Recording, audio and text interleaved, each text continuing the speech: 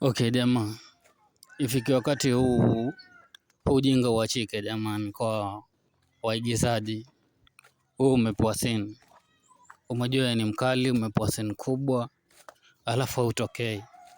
Watu wamekuja kwa site wanakungoja mpaka wanachoka.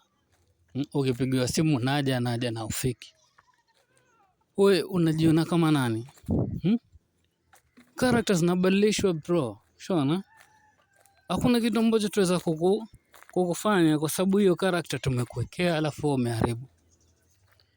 Na kwa hawa wasanii wakubwa, umefanya collab na msanii mdogo, wakati wa video hutokei.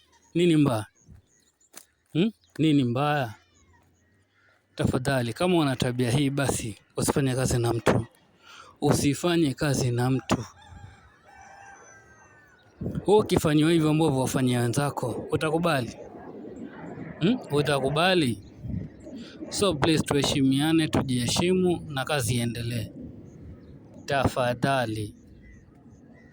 Kwa jamaa, acheni hiyo tabia. Acheni hiyo tabia. Hautaenda mbali kama tabia ni hiyo. Tuacheni kabisa.